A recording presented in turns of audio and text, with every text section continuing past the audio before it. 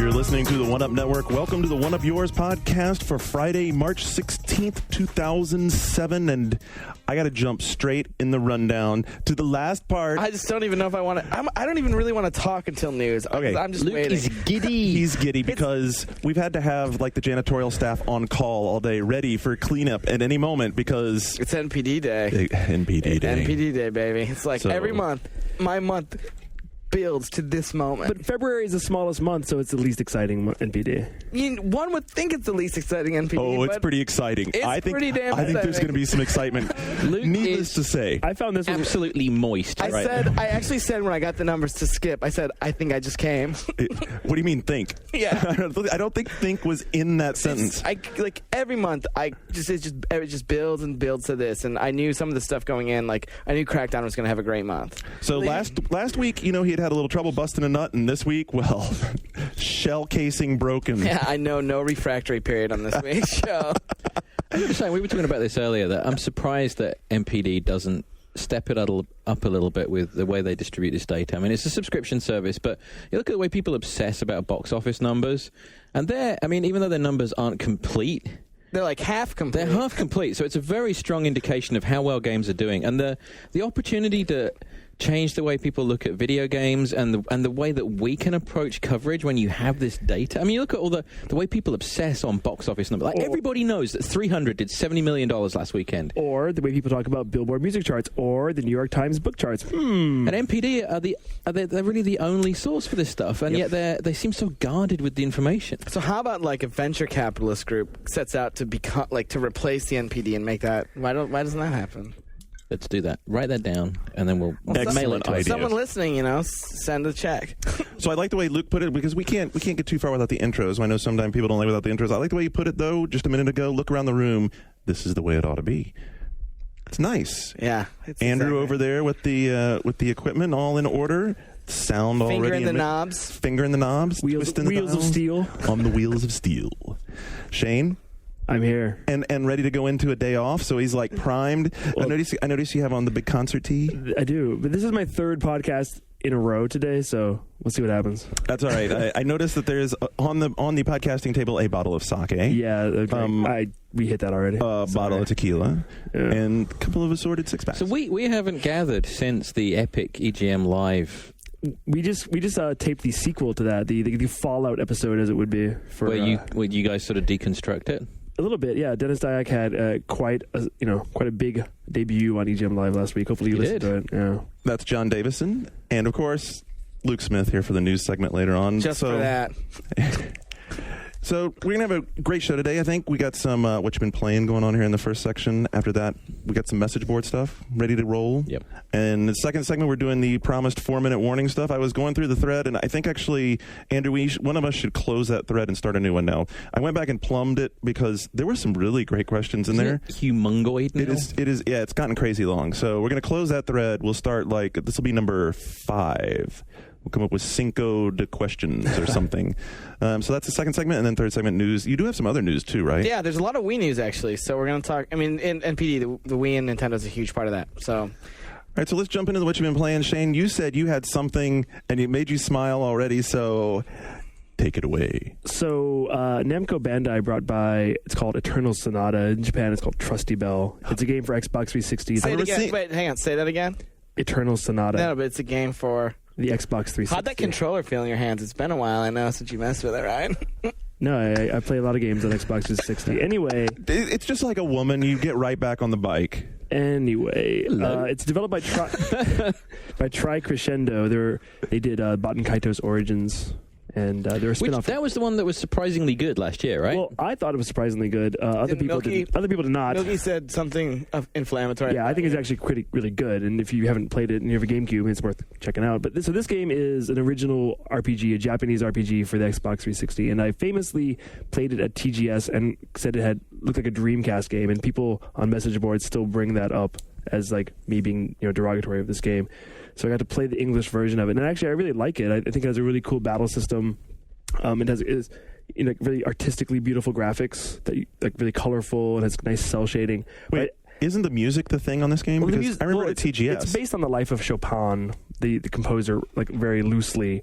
But it has a few pieces of his music in the game. But the actual soundtrack is by. Why is it called Trusty Bell? Well, that's the Japanese title. The American title is Eternal Sonata. Okay, well that makes sense. And it comes out this summer, and I think it looks really cool. I'm looking forward to playing it, but I still don't think it looks like an Xbox 360 game. Like if you looked at this game and then looked at Blue Dragon, you would think they're for different consoles. And if you look at this and look at Final Fantasy 13, you'd think they're from different decades. But it is a really cool game, and it's very artistically beautiful. It's great art, but the actual like polygons and lighting and stuff aren't very next gen. But it doesn't really matter because it's still a cool game and has really cool art, and I'm excited about it. It has like a cool battle system. It seems a little limited in scope in terms of what things you can do in the game outside of battles, but I'm still looking forward to it. Look, it's really niche, right? So would they really be like looking at a much like a big boost in audience if they applied the amount of team size it would take to boost it in graphics to get to a really big, big production? That's a difficult question to answer. But it's a niche game, right? And they're doing a good job of getting it out before Blue Dragon. So this is going to be the first big, Japanese-style RPG on the Xbox 360 after Enchanted Arms, which wasn't that big.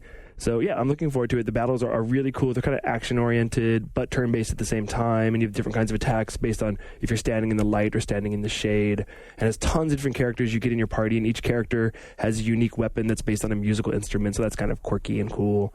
It's I'm sure Chopin was envisioning, the different lines of his music to being, well, this is where the lightning comes out the violins. Yeah, this is like one step beyond food as a source for an RPG. Yeah, the idea that this is based on Chopin's life is completely absurd. Actually, I'm looking forward to this. This is the part of Chopin's life where he fought the big, huge, green, wobbly monster. Exactly, because it has all the conventions of a traditional RPG. Well, I think that they're already talking about doing a sequel that's going to be based on the life of Giacomo Puccini. Right. It's going to be a synergizing of his great work in his life, Madame Butterfly. You know what would be excellent would be to see the Wagner one, because the Wagnerian one, that would be an opera RPG where you have to sing into a microphone in order to beat. Do you hear me, the bad Square guys. Enix? Do you hear me? Oh, they could do it. They could do it based around Götterdämmerung. That would be fantastic. Oh, aren't we fucking cultured, all of us? it's like when Dennis Miller used to do Monday Night Football. No, but God, he was the best though. Yeah, He was, dude. I totally made the show this much better. You're like, wow.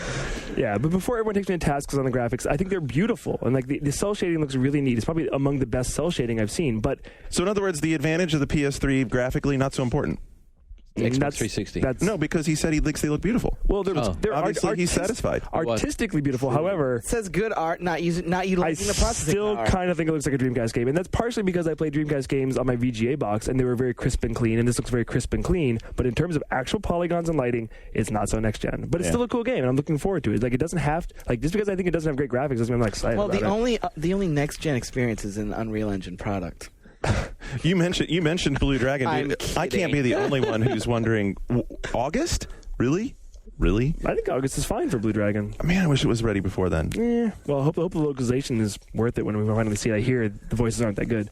The other game I've been playing is MotorStorm Online, the retail version, and Nice, I've been of playing it course. online, and I'm surprised by the intense competition. There's some really good people on there. And the other annoying thing is I have a headset, and I want to play headset games, but it turns out the headset games fill up really quickly. So if you go on there and try to find a game that's headsets only, they're always 12 out of 12, and you wait for someone to leave one of those games, or you can make your own. And no one leaves because they're having so much fun. Well, yeah. So you end up in a game with people who don't have headsets. The new eternally optimistic Luke Smith. But yeah, as I will say, change. I really enjoy the free online that's provided by MotorStorm and the server. How's the friends listen game working in that? When Home comes out, will you be in the beta?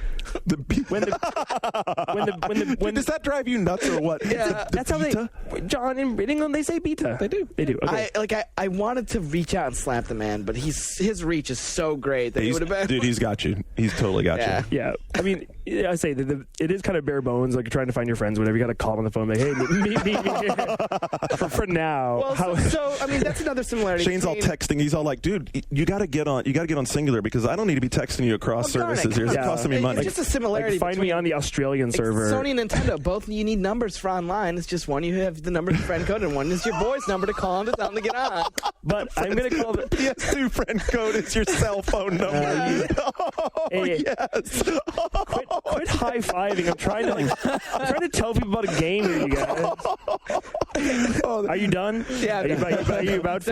No, Dude, I don't know. Your cell phone number is the PS3 friends code might be perfect. So, but I'm going to call out all the quitters. I hate people who quit in racing games online. It's a big problem. It's not just MotorStorm. Every online racing game, people are like, "Oh, I'm not in first place. I'm going to quit." People who quit in online games actually you they're just guys. punks. It's just keep playing. It's a punk move. Just All right? take your loss. Exactly. All right, Well, bitch? there's no punitive system in place on PS3 yet. I mean, No, I mean, and that's not something that Can Home's you gonna leave address. negative feedback? you could. I mean, if you played with somebody, you can. Like you've met these players, you can try to. But like who's going to bother doing that? So, but. MotorStorm Online. I think most of the people who played on live just went, I've sent negative feedback on at least one person. And yeah, I still somehow end up playing with them. I mean, yeah. you guys played MotorStorm. You guys get on there. Like it is really fun. The dedicated servers give you a wonderful lag-free experience. Dude, you are so good at it. You just are. he drops so right into good at Shillery. it. It's Welcome like to the Shane experience. It's available at uncanny. retailers near you now for only $59.99 for the PlayStation 3 console. Captain Bettenhausen. Sony's answer to Mr. Nelson. I mean, you're right. I mean, you're not telling us anything we didn't know. John and I totally have already you guys copped. love I mean, the we online. love the online. Well, but now it's out and the community is there, and a lot of people are playing. It's a lot of fun. You should go on there. You can go get called a racist thing on PlayStation Network. Or just don't play in a headset game. So you joked about the Unreal 3 engine a minute ago? Yeah. You know what Mark Rain should be taking out there as the Unreal 3 engine demo? Graw 2. Because Rainbow Six Vegas, Unreal Engine 3, it looks so much nicer and cleaner and Graw 2? better lit than Graw 2. And Graw 2 is not bad. I mean, the Graw engine was a nice engine. Graw 2, whenever I see it, it looks like Graw 1 to me. I can't like. How's it look in standard def? That's wow, what I care surprise. You mean the same engine looks the same? Yeah, Of but I course thought they'd you- have different environments, like wildly different environments, to differentiate this game. But it's like You and I were Mexico talking about and that, right? Venezuela? Andrew and I were Yes. talking.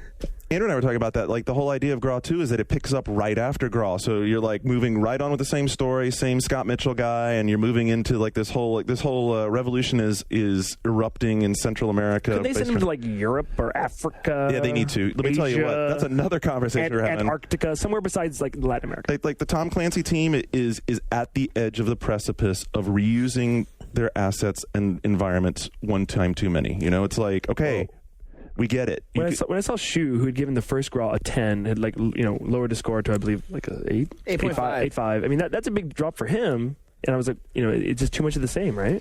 Yeah, well, so Graw 2 is not bad. I want to do the visual thing for a second because it was impressive to me.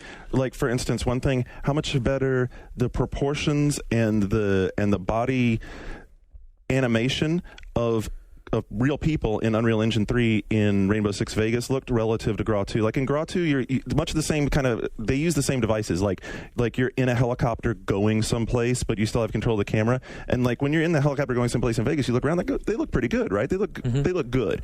When you're going someplace in Graw 2 and you're looking at the guys, you're like, that guy's face doesn't quite look right and his shoulders aren't right. And then Scott gets out and he's like moving, and you can tell that it's very much a animated movement pasted into an environment. It just doesn't look, he doesn't look and feel right. It is not moving naturally, and it really contrasted to Vegas, which like you get into Vegas, there are parts of Vegas where you're completely drawn into that experience and you're like, man, I'm in this casino and I better get my head down or I'm going to get shot. I don't really agree with you. I think if you put the opening scene of Rainbow Six Vegas next to Graw or Graw 2, I'd be hard pushed to tell the difference. Well, go play him. Go play him. I think go play him because I think they look. If you showed me a scene with one of the Graw guys up against a wall and then one of the Rainbow Six, the only thing that would give it away to me is the armor that they're wearing.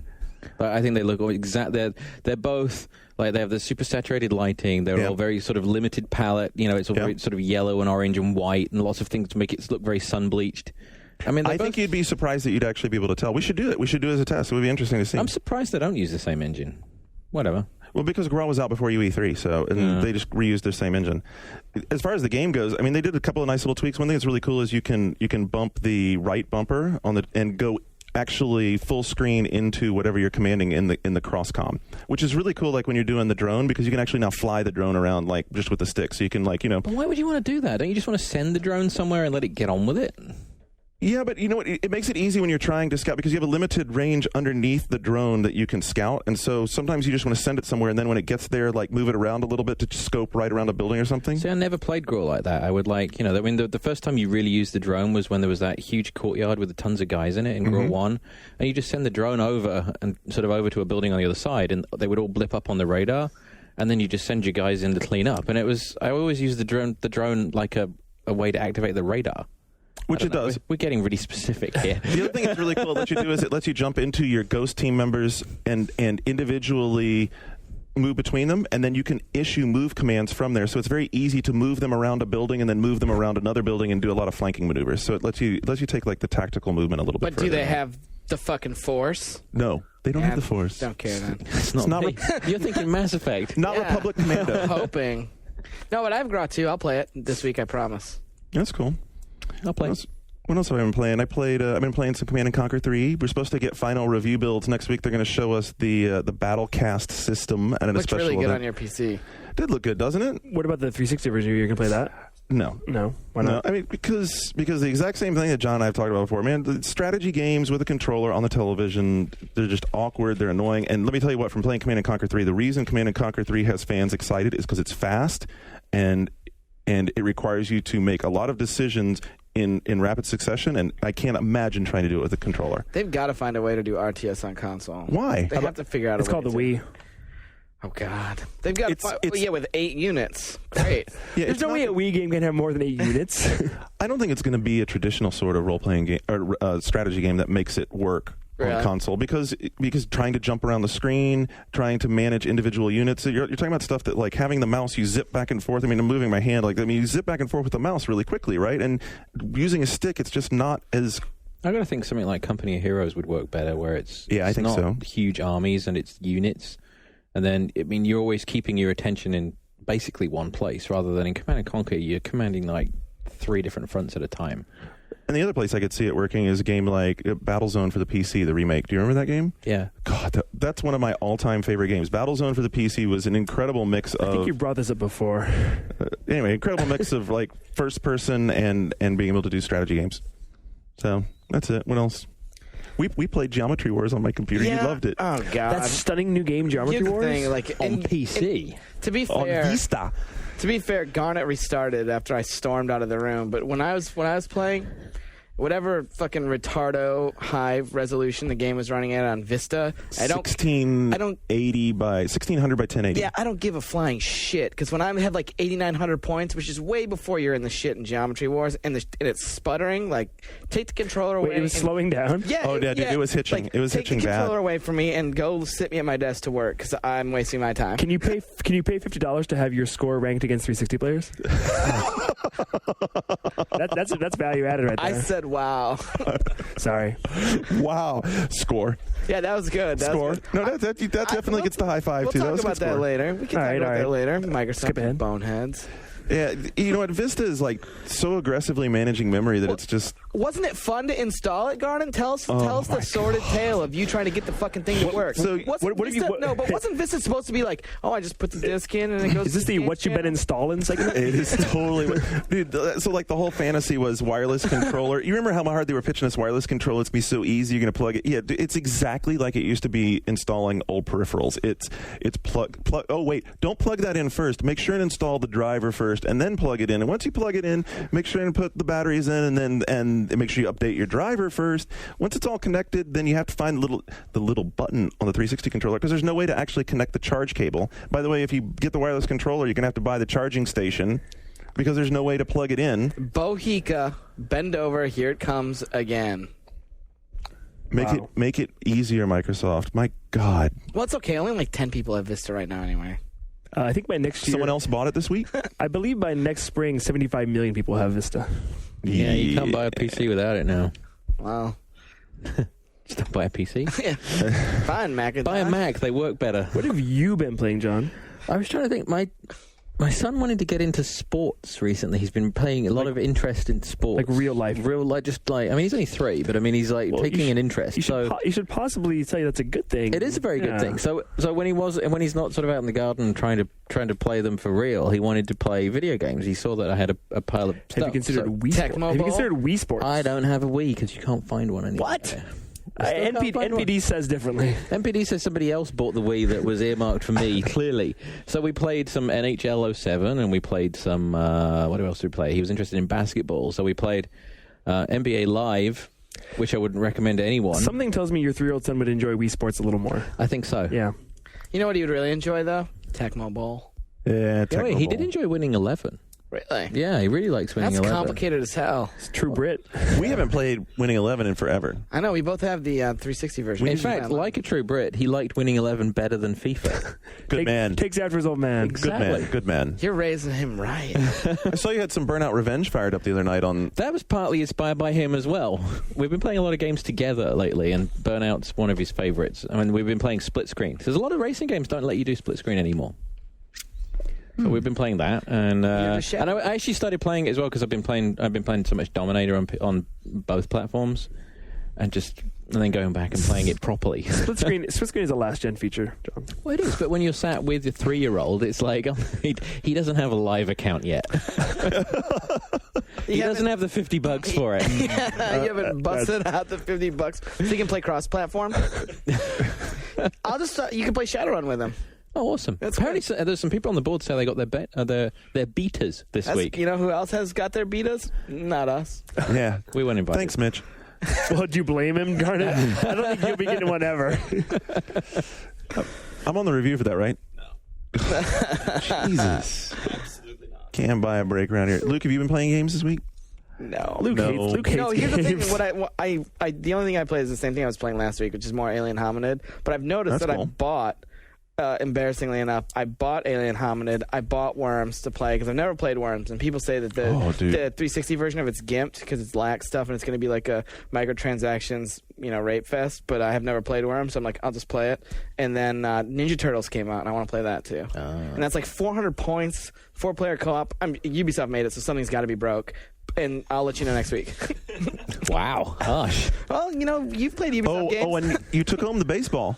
I have. Yeah, see, I have. I know you took home the baseball because Andrew and I have been talking about baseball, and we've gotten you excited. Okay, so like next week for what you're playing, I should have MLB, Ghost Recon, God of War 2, and live arcade stuff. So we'll do some multiplayer on the Graw, and we'll do some multiplayer on the baseball. Yeah, I have a Graw I haven't fired up. And we should all get together and do can we play 3-player campaign co-op? Can we do that? Is that possible? Is that know.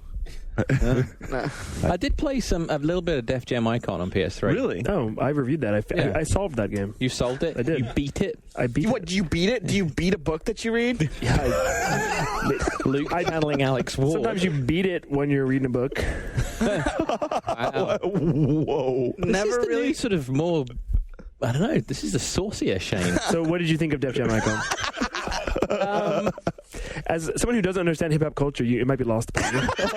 Yeah, maybe. Says the incredibly white dude. Like, Says the person wearing the shirt he bought at the clip show. how last night. are the Wildcats doing in the tournament, Kentucky? They're, I think they're a 15th seed, and they're probably going to lose. Wisconsin's going to win it all. No. Yeah, they are. Anyway, so what do you think of Def Jam? I tried to get into it. But it wasn't the hip-hop culture that put me off. It was all the sort of... the bad gameplay? No, it's not bad gameplay. It's confusing gameplay. Yeah. It's not a fighting game or a grappling game. It's a game where you throw people into things, and when they hit the things, you time the record scratching at the right time. That's what the game is about. Yeah, It's a toss and scratch game. But it doesn't tell you that it's a toss and scratch. You got to kind of figure that out. Yeah, I kind of went to okay. It's not a fighter. I didn't go in expecting Virtua Fighter or anything. I sort of expected wrestling, and then when I didn't get that either, It's toss and scratch. And then there's a lot of email. But the emails are all read by the actual hip hop superstars. So if you're someone who cares about that, Right. it's cool. So It has nice stylized graphics. Did he just try to convince me that a hip-hop star reading me canned email in a video game was cool? Dude likes poetry games, too. I mean, there are some things we can't solve, Garnet. and a hip hop guy reading something, maybe if he reads it rhythmically, it sounds a bit like poetry. Kind of Yeah, there's a show like that on MTV. Def Poetry Slam's not on MTV. It's on HBO. Yeah, that's it.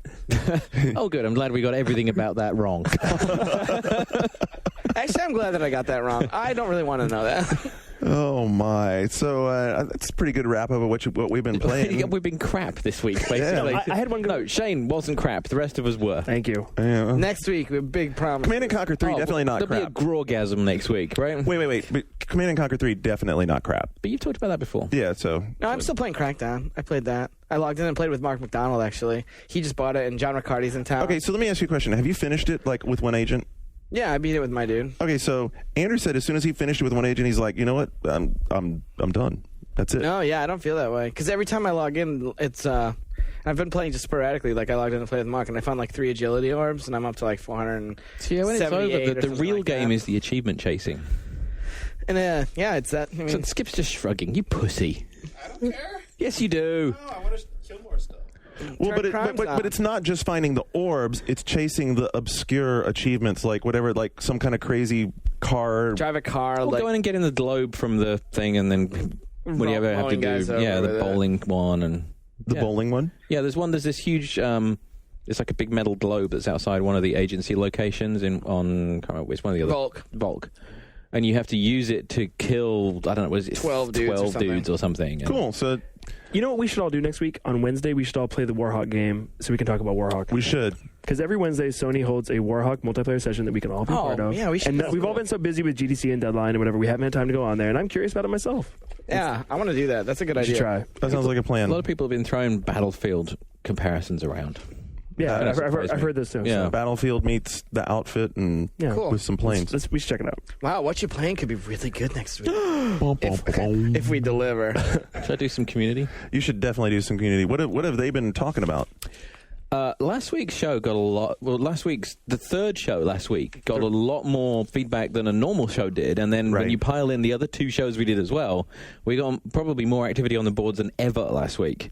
Lots of people enjoyed last week's show. A lot of people, N-Guy proved very popular. I thought he did a great job. He did a great People say job. he spoke too slowly, but that's just the way he speaks. He's very deliberate. Just very relaxed. Yeah. Yeah, he was.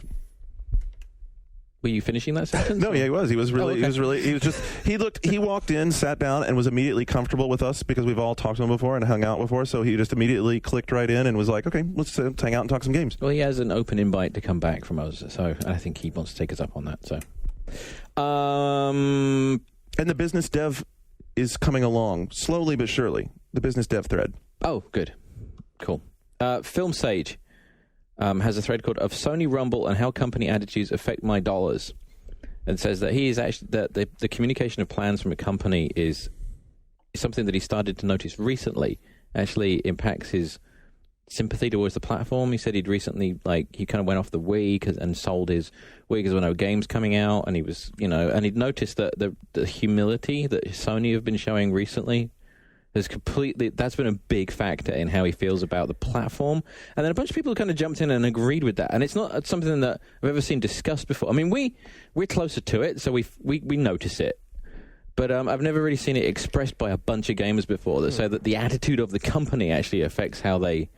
I would be concerned, though, anybody who's selling a console 5 months out because there's no games. That seems like he's jumping the gun. But anyway. I don't know. With the Wii, you knew you were getting Zelda and a weight, so... sort of the investment right there. Hopefully, he probably got more for it on eBay than he paid. But Good the job. fact that Capitalism. people realize Sony wanted to include Rumble and they legally couldn't, and now they can. It's not like they were evil and you guys don't. We're never going to get to Rumble. No. Spidey WM Jackson asks, "Is the anticipation better than the product?" It's good. It was a big thread. Was this a sex thread? Well, but that's the problem with any message board. Is people are like, do we spend all our time arguing and bitching about games and not actually playing them? Oh, geez. There was actually a thread a bit like that. Yeah, there always is. The Baron of Beef, another great username. that is a hell of a name. I like that. If he's an actual beef baron, he should send us some steaks. The Baron of Beef, who's says that Fable was that way for him. Dead Man Typing mentioned that Perfect Dark Zero ensured that he'd never get hyped up again about a game. Everyone seemed to agree that Gears of War is the only game within memory that has actually lived up to the hype. So there's a lot of activity around that thread right now. We talked a lot about story last week when we were talking about the Susan O'Connor thing and the thing that Skip's working on. Shadow Fox 2012 asks, "Is story important?" I was kind of disappointed by this thread because everyone sort of like lapsed into this, well, it depends kind of attitude. And it wasn't until much, much later on where Richard Kane, who is proving very popular on the board since he started posting, and a guy called Fooly Cooley got into and kind of changed the direction of the thread a little bit and said that, one of the things between narrative and exploration in games that you see now is that you can kind of drown in the exploration of it. Like a game like Oblivion, there's so much where you just go and consume the game that ultimately the narrative disappears for you. That's how I feel about those games. I reviewed Morrowind, and like after playing that, I wasn't interested in Oblivion because like the minutia of the world overwhelmed me, and I felt like I was lost in it, and there was no direction. I like that feeling of getting lost in it because then you're sort of in your own head telling your own story. Like your character's story becomes the story of you controlling it, which is really the evolution of narrative in general, rather than a single path. Like the path that I've created is my character's story, and I like that. The way I feel but is I played with G.I. Joe's.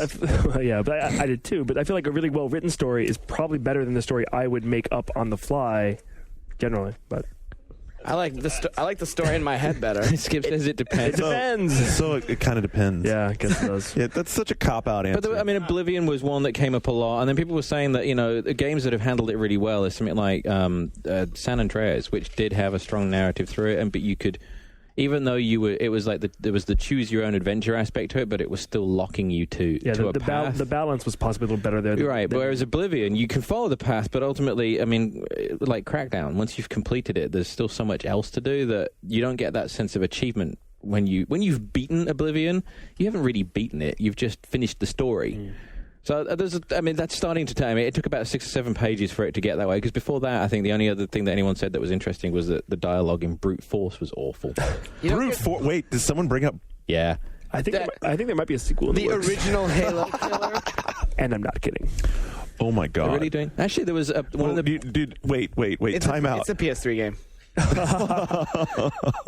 It's an exclusive. Microsoft gave it up. Oh my! Talk about games that like were so hyped that you took them and played and went squad-based and thing. looked at it and went, "What was I thinking?" And excited about this. Luke is kidding.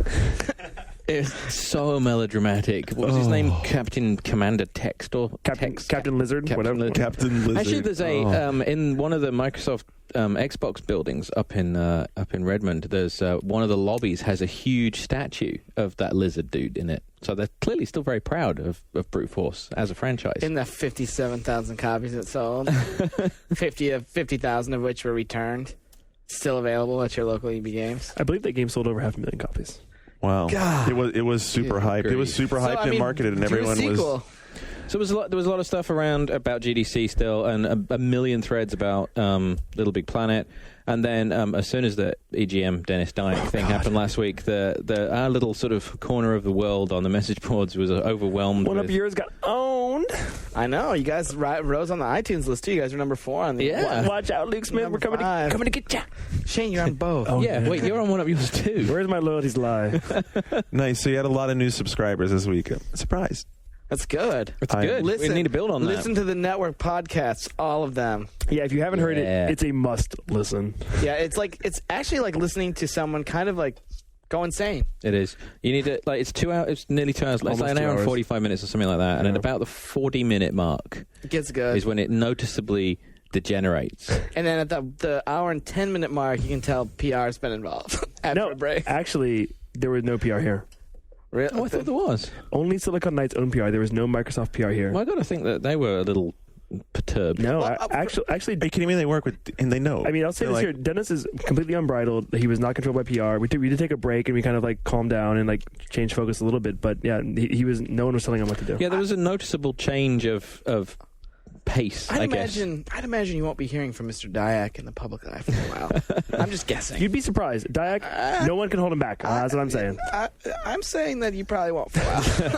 All right, well, you're going to be hearing a lot more from us if you stick around past the break, and you want to stick around because 4-minute warnings are always awesome. I do want to make one quick mention about the boards, which is that I've been on there as well as Skip doing a little moderation. There have been some threads that have started up that are like so broad, I've been skipping them over to general gaming. So if you're wondering where your thread went, that's where your thread went. Yeah, if it's off topic, I'm moving it, and I'm putting a snarky note when I move it.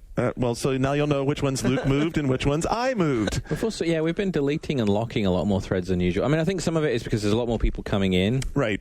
So the community is growing. So, I mean... And the dialogue, 90% of the dialogue is outstanding, and we want to make sure and encourage that atmosphere. So, but if you notice we're moderating a little more aggressively, that is on purpose. We want to keep the board about the stuff that we talk about on the show and where you want the show to be going and things like that. So when things do sort of drift off or topics insulting. Topics that build off of what we're talking about. If something's clearly building off of a concept that we brought up, I'm not going to move it to someplace else. But if you're just like trying to, fan a fuel of some kind of flame war. Post some hot news you saw that you think can generate a bunch of traffic, so we mention your name on the show. Yeah. Guess what? That's like you'll be posting at Game Facts for next week. Oh. The good news is that there's no one really to moderate us coming up in the next break, or next segment when we do the 4-minute warning. And already Shane has worked minutia into a sentence properly, which so you never know what you're going to pick up vocab wise here on the Big One Up Yours podcast. Stick around.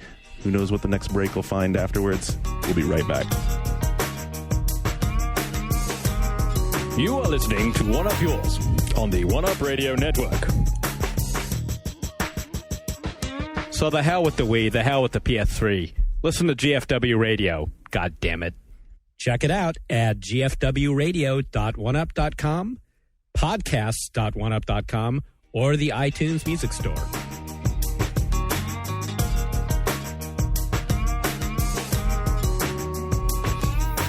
Batten down the hatches. It's time for 4-minute warning with Andrew on both the coin and the stopwatch. Ready to roll? There we go. Okay, guys, you ready? First one up today is from Monkey Doom. He asks us, what are your biggest pet peeves when it comes to gaming? Wow. Oh, I could tell you, man, mine's easy. What is it? Craptacular save spacing. There's nothing worse than playing a game. You're going through it, you're in the flow of it, it's all good. You get to a place where Rainbow Six Vegas did this to me just the other day, a place where all of a sudden the designer feels like they need to spring something on you out of nowhere. You die, and you realize you have to play over, 35 minutes worth of content. You're like, you didn't like the monster closets in Rainbow Six Vegas? Yeah, not so much. Didn't I bitch about this back in November? Well, I play a lot of RPGs, and Final Fantasy VII changed the world when they made the opening of the RPG very exciting and interactive, and still you play RPGs where you don't do anything for an hour, and I hate that. That needs to change. I don't like a lot of the people. I don't like other people. That's not limited to gaming. If you had seen his eyes light up, he smiles. He goes, "Yeah, I don't really like people." You guys are listening to these great intelligent design choices and responses, and I'm like, I just actually don't like the people I play with. I'm sorry. Yeah, you got more? No, I'll think. Just that. I mean, that's my biggest one. Is yeah. I think the whole idea of unskippable cutscene type things, the fact that still happens. See, I kind of like cutscenes you can't skip. Ken Levine says that's like being raped. All right, well, let's... Wait, what? Yeah, and it was on the Next Gen Biz podcast, and we did that a while ago. He said, if you can't skip a cutscene in a game, it's like you're being raped by the developers. See, if I was making a game and I had a cutscene that I really wanted to impart something from the narrative or a message to the gamer, I want them to see it. I don't want them to be able to skip through all my narrative and just do the gameplay. Well, how about this? So my most recent experience with this was Burnout Dominator on both PSP and PS2. Oh. Spends every time you enter a new mode, it has this lengthy cutscene explaining to you how to do it. I've played Burnout before. Yeah, that's retarded. This is the 5th Burnout game you've done. I know how I'm talking about narrative-based games. But this is any kind of cutscene where it's I have to sit and watch this. Or lame tutorials. Or lame tutorials. Yeah. And that's another thing as well. Games that force you to work. I mean, I like the option of having to be able to play a tutorial. This is reminding me of Cameo. In Cameo... But I don't have to go back and learn it again. Cameo, you play through an entire level where you do 100 things, and at the end of that level is the tutorial where it's here is how you move. Here is how you do the camera. I just played a level in your game, you fucking Cameo. Jesus Christ. The first 7 hours of Twilight Princess. Hey, no. That's not right. Well, actually, it actually was kind of right, yeah. I'm trying to think what else I don't like. I could be a bitch and say frame rates. I don't like it when the frame rate's bad, but I don't need to be 60. Just steady. Who likes a bad frame rate? I love a 10 frame rate. What's a pet peeve? It's not I think the whole deal on the non-skippable cutscenes, that's all up to the game design. I mean, if the cutscene's bad enough that you don't want to watch it and the story doesn't matter enough, that's not your fault. You should be able to just get on with it.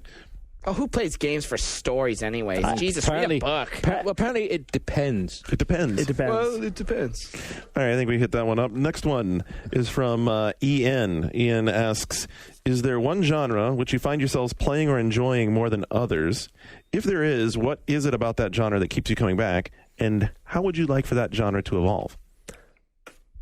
That's heavy. Luke? I don't... Shooters for you. Yeah, well, I like shooters, but I was really thinking of whatever the Elite Beat Agents genre is. That's like rhythm action. Yeah, rhythm Yeah, action. but that's the thing. It's the only one I've really played. I guess shooters, but as far as an evolution for a shooter, I don't necessarily have any ideas for how to evolve the All right, shooter. so just straight up, why do you like shooters? What keeps you coming back I to them? think the reason I like shooters is probably the same reason a lot of other people do. Is it's the first person perspective is a pretty immersive way to play a game where you're not really, in a lot of cases with these heroes, you are actually the hero because the hero's not actually part of the story as much. Like someone like the Chief or the guys in Half-Life or whatever, they're not like chatty.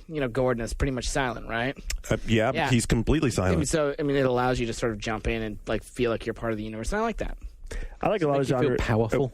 No, it's not powerful. It just makes me feel like I'm not some fucking, scrawny, wimpy, pastel wearing guy carrying a huge sword with spiky, shitty hair.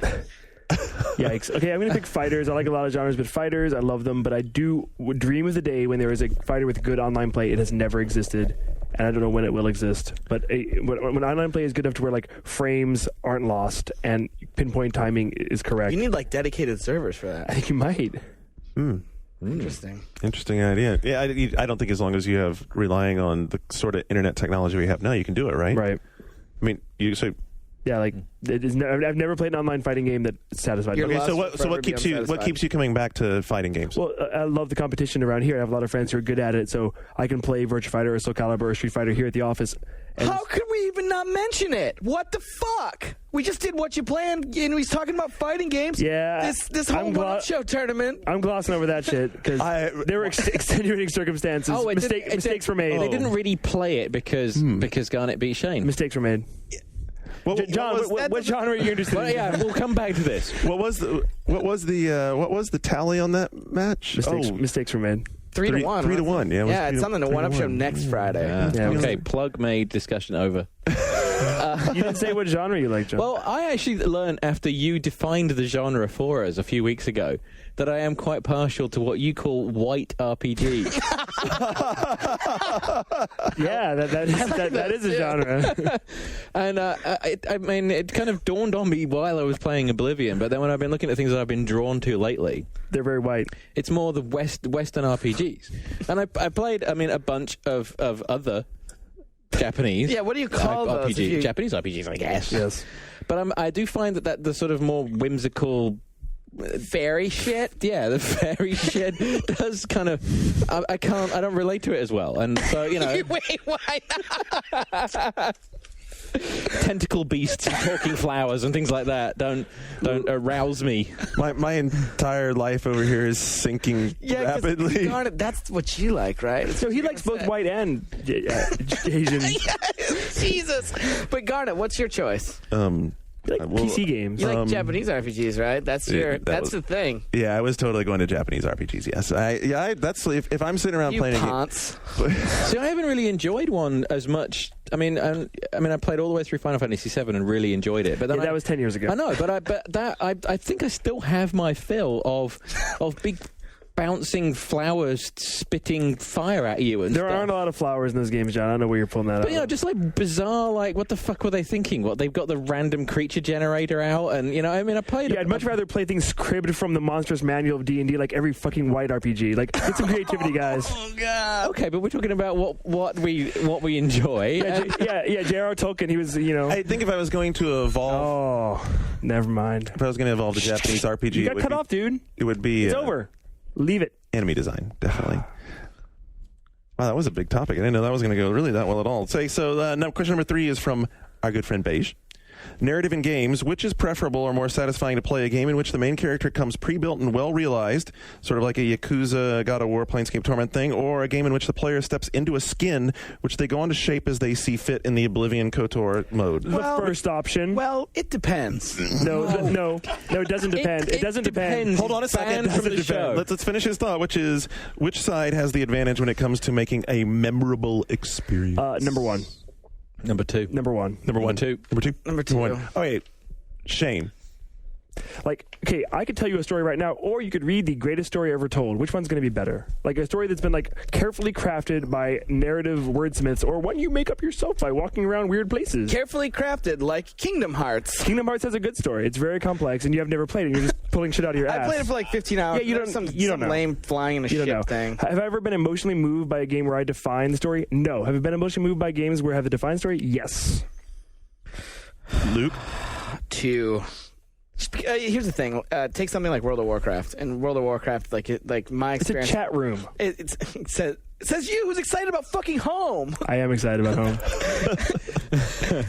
And like, Home's free. Yeah, like my Jesus. Yeah, like my character in World of Warcraft, specifically on my server, shaped the story of that server. Oh, God. Like, when you go back, How big is your character's dick? it's not anymore. He's not leveled to 70. It's pretty small still. But no, but relatively, like the role that I played in that server, like my character is a part of that server's heritage, and that's way more interesting to me than like some fucking crazy Japanese dude's sordid tale of 14-year-old angst. Don't care. Sorry you can't enjoy that. Yeah, I feel very sorry for you that your exploits are more important than actual stories. Yeah, I would Wow, say that, yeah, imagine that. Like, I'm more interested in what I'm doing than what fucking Sakaguchi wants. I wish me I to could be do. so self-absorbed. I would say the problem. I think that wish has been granted. Oh, Wow. The problem with having a tale that you're trying to tell is, as you jumping into the skin, is the same problem you have with trying to create a cohesive, really strong game book with one of those choose-your-own-adventure books. No, that's bullshit. Come the fuck on. How are you going to ever... You can't have both ways. You can't tell a character that you're in control, but then guide them down. Well, like yeah, you can, I'm going to join a guild and do a fetch quest. No, that's not as interesting. here's the It thing. really No, isn't. No, okay, and that's not. And that's why I use World of Warcraft as an example. Is because I wouldn't use KOTOR as an Right. example, because the problem with KOTOR in terms of what we're talking about is that it ultimately reduces down to very binary choices, and it is a series of trees that are evolving. What I'm presenting with my World of Warcraft scenario is a living, breathing, evolving world with real people who are like playing as their avatars. Like, you're shaping the climate and you're shaping the Who way plays in character? No, but I mean, like, regardless, like, if it's still some little like 14-year-old dude who's playing the game. It's not about a binary choice. It's not about like driving. To get back to his question and not what's become Shane's interpretation of it, he's talking about you as you in the world. I mean, like the beauty of these open ones that work really well is that everything else is built around you as that single point of anarchy within it, and everything there's still structure to it. It's just how you choose to develop through it, and they're as rare as good scripted Japanese RPGs, because for every good one, there's probably 10 fucking awful ones. That's very true. Few and far between are the games that are good in both cases. I mean, few and far between are the Vagrant stories and the Parasite Eves and the Final Fantasies and the Oblivion. I don't know if I'd pull out Parasite Eve as an example of an excellent narrative. It wasn't a great narrative. No. I mean, it was an interesting game, but the narrative was a little... But you get... I got drawn into the character. Okay. So She was hot. I embrace He's a that. sucker for that kind of thing. Ta-da. Number 4, Kappa. Why is 2007 the best year for gaming? It's a good year for gaming. Why is it the best year for gaming? It's not. Wait, no. You guys, the cover of your fucking issue is called "The Best Year Ever." Oh, you're right. Defend the realm. There's a lot of exciting games coming out for the next gen consoles. Halo, GTA. games coming out for the next gen. It's a perfect storm of franchises that people are excited about, and a new IP that, I mean, like, we talked about it last week. There's like a big game nearly every month on PS3. There's a lot of on Xbox 360. There's a lot of strong stuff on PS3.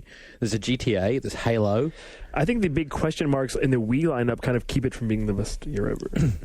Wow. No, I think that's the thing. Like, you do have, I mean, for the 360, keep in mind that this is a portfolio that last gen contained titles like Kung Fu Chaos. Right. And, you know, that portfolio has been upgraded considerably to the point where this year, like, I do think that pretty much everything in that portfolio will probably be 6 or better. Yeah, I think this year for 360 and this year for PS3 are much better than you would expect given their cycle, where they're on the cycle. But I think Wii is a big question mark. And if we had like 8 great games this year, then we could say, oh, it is the best year. But until we know that for sure, I'm not prepared to commit to that.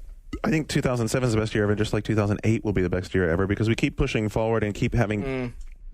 We keep having designers innovate. We keep having them do... There's always the next set of great games coming up. There's always the next set of innovations. Now, this year is especially powerful because you have the next wave of consoles out there. You have 360 well developed. You have PS3 by Christmas time going to have a lot of good games. Going to have some excellent games on it. And you're right, Wii is probably the biggest question mark at the moment. But you cannot discount the Mario.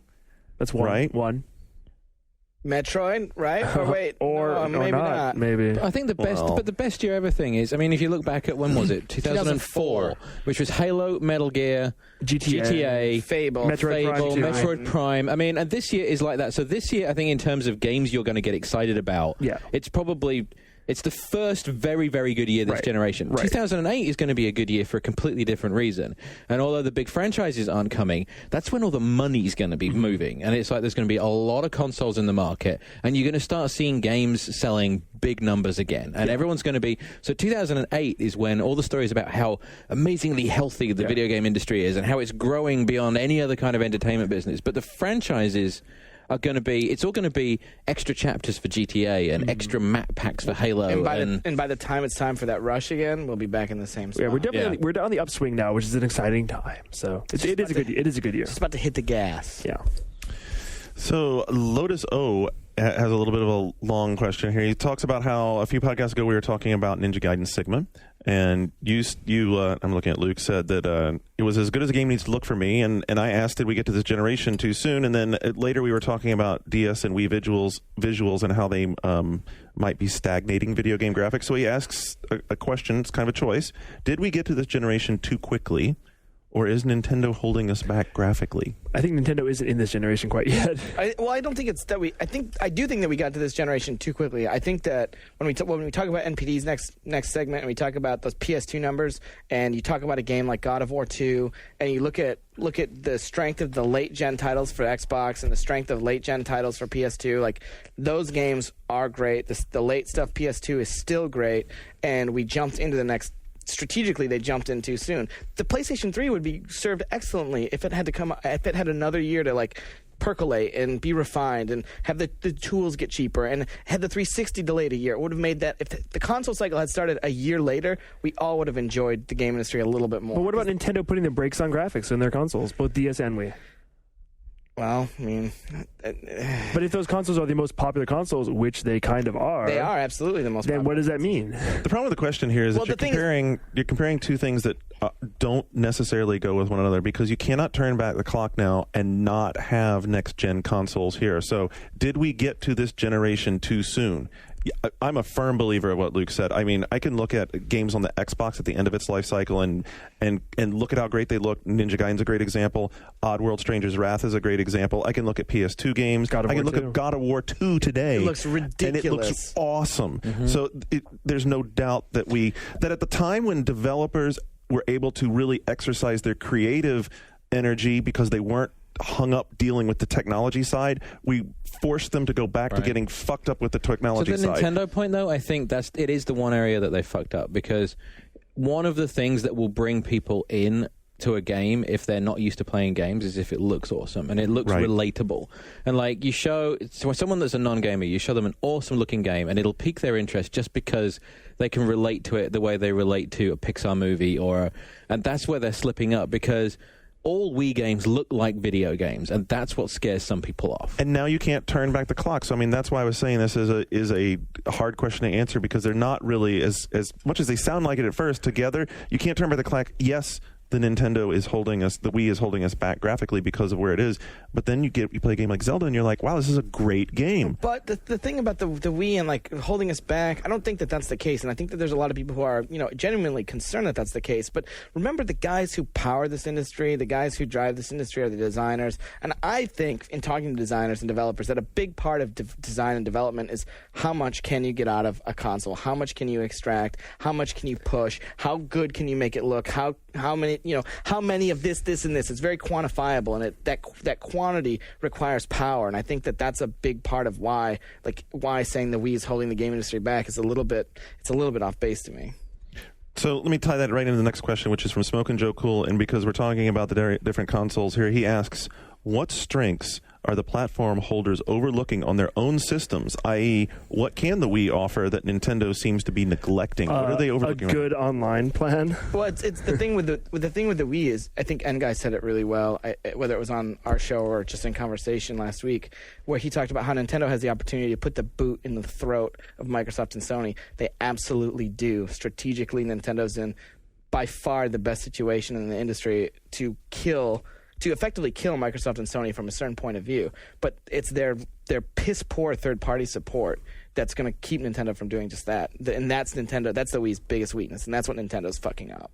Well, I don't think online, because they're getting the most consoles into gamers' hands, yet they have their worst online plan. Maybe it just shows that online's a fad. It's interesting that we immediately gravitated right into Wii, which I kind of knew leading from that, but I kind of had this feeling, especially with the way he said it. I mean, everyone feels like... Well, I feel like Microsoft and Sony, in their own ways, are doing a pretty good job, actually, and like they have these long-term outlooks, and they're going apace. And whereas Nintendo, they're huge success out of the gate, yet they seem like they don't know what they're doing. Like, doesn't that seem to sort of be? It seems like their success almost surprised them. To an extent. I agree. I sort of gotten that feeling, around gaming of late, which is that, the Wii has been incredibly successful out the door, but now people are starting to wonder, so did they know what comes next? Did they? Well, yeah. Do they have the lack of solid? Where is it going? The lack of solid release dates, the lack of online plan. It's hugely popular, but what are we doing? So let me change the channel for a second, because I don't think it's overlooked, but one of the greatest strengths that's thrown out there all the time about the 360 is its online component. And as we're going to talk about later, I think that Microsoft is right there at the moment of deciding whether they're just going to completely squander the advantage that they have with Live, or if they're going to actually do something with it, because that's a different kind of work. That's their biggest strength. That's the strength of the platform. But it's also at the moment. Don't confuse what they're doing on PC with the importance of the system, because it's a closed it's a closed platform with a service that you pay for a level of expectation versus a vague, weird mix of promises and inconsistencies. Okay, so then how about for overlooked what they're doing with Xbox Live Arcade? Well, that's squandered. Yeah, okay, that is squandered, but let's not go past it too quickly. The tide on Xbox Live Arcade seems to be turning. But if you look at what Nintendo's doing, they're delivering like a totally different thing that's hugely successful and making a ton of money and pleasing people, even though it's not what we thought was going to happen. Well, Nintendo has proven, though, for time and time and time again, that whatever they do makes money. And I think part of that is just the allegiance of the Nintendo faithful. It is undying, unwavering, and unchanging. And I've said before, like sheep. And like sheep, they vacuum up. They just fucking suck up whatever they can get from these guys. And I think our expectations of all this digital delivery stuff is way ahead of what people really want. Does it really matter that there's not that there's not 10 games a week coming from Xbox? Because is anyone really buying them? Are they downloading them? That jives with some rumors I've been hearing, which is that the Steam service, despite being put forward as like the bastion of online delivery for PC, is not so successful. If you're not a really hardcore gamer, how are you even supposed to find out that Steam exists? But if Xbox Live Arcade is disappointing the hardcore gamers, then it's a problem. Well, I mean, it's not necessarily Live Arcade disappointing. It's like, do you really want to download an $8 game every week? Probably Before we run out of time on this one, what is Sony overlooking in their house? The short term. Short term? The short term. So which is what? First party games? First party games, third party exclusives. Yeah, I mean, like basically the first 9 months of their console. Reasons to buy the system now. The first 9 months of their console was pretty soft. DTiger06 came to us with this one. So he says, what are 5 things that Microsoft, Nintendo, and Sony need to do in order to improve their systems respectively? So let me just throw this out. Hold on one second. Before we get into that, DTiger, for time-wise, we're going to do one thing. Because we don't have time to do 5. Did we just do this question? Yeah, it's pretty similar. It's very similar. That's why I'm pushing it back and back. But this is like, what would you do? Start with Sony then. Start with Sony. Didn't do Sony. Sony, what would you do differently? A lower price point would be a nice dream. A lower price point? Yeah. Or let's do the handhelds as well. So let's do 1 per platform. So we've got right. 5. So PS3 obviously cheaper. Yeah. PSP. Redesigned. Yeah, I think, the rumors out there. I think PSP is where the digital distribution strategy will work. Right. Versus, because they can market it like an iPod, and if they get their shit together on Kinect and put games through Kinect and make it so that it's easy. I mean, this is Sony's problem. Their software always sucks. Well, and they also need to focus on first-party non-games because it's proven to be a very successful thing on DS, and they need to copy that. Yeah. They make some weird products, too. What's that thing that Jen owns? It's like the little handheld Wi-Fi communicator thing. Could you digress any further? Okay, let's move on. So 360. DS. Let's do around handhelds. DS. Better graphics? I don't know. Like better graphics, but like, what do you do to improve the King? The King destroys every month. It is an unstoppable force. It needs better third party. It needs guys like the BioWare guys. It needs guys like, Microsoft said they do it. BioWare's are making a DS game. Yeah, right. Fucking let Bungie go make Nintendo a needs DS the game, attitude not a Halo game. that Sony has about download games. Nintendo needs to nurture that sort of like high-profile, important products. Yeah, have like small premium teams from, Microsoft Studios and Nintendo, like third party, make good product on the DS. Right. 360? Diversify. All they may have is shooters. What? Eternal Sonata, Blue Dragon, Lost Odyssey, racing games. It's starting. RPGs apparently. Yeah, well, they need to improve their portfolio, and they need to, I think, begin to reassess their live system a little bit. They need to begin to think about moving that around. Yeah. Yeah, I think they need to capitalize on what they have as their biggest strength, which is a live system, and get it out there and make sure that everyone's adopting it and cement their position as the people who defined what online console gaming is. Yeah. Before it slips away from them. PS3? We did Wii, right? Online, I guess. We was well, let's go. No, we did PS3 first. I'm sorry. We has a lot of stuff. Third-party games, online graphics. What else? Friend codes. Friend codes. That would be a huge. It's sad, but I can't it's such imagine a small any of this is a nitpicky surprise thing. to the guy that asked the question. They need to solidify even their first-party lineup. Like, we don't know when things are coming out. Yeah. So, well, we're at the end of the list, guys. You ready to wrap this thing up? This was kind of like a thematic set of questions. So here's from Johnny Bond. He says, I have this suspicion that most of Sony's PS3 woes are because of one simple fact that they overestimated the loyalty of third-party developers. Things like Home and the weak feature set of the network platform seem to suggest that they thought the games would just be there anyway, like they were when PS2 launched. It doesn't work like that. So he says he believes that the first-party stuff was supposed to come in as the rear guard to cement the platform's position instead of the situation they have here now. What do you guys reckon? Well, I don't know what PlayStation 2 he was playing that had good third-party games at launch because it wasn't the one that we played. But also, that's not how it works. I mean, like it's all about money. That's what it all comes down to. Sony. No. Finish the thought. What do you mean it's all about money? Well, the reason that the support isn't there is because people are worried about making money. Yeah, even like Phil Harris in an interview said, like, in the future, when we have a larger install base, getting an exclusive like GTA 4 would make sense. Right, but right now, it doesn't. You're going to drop $20 million on a product that you're only going to sell 100,000 units of? I don't think so.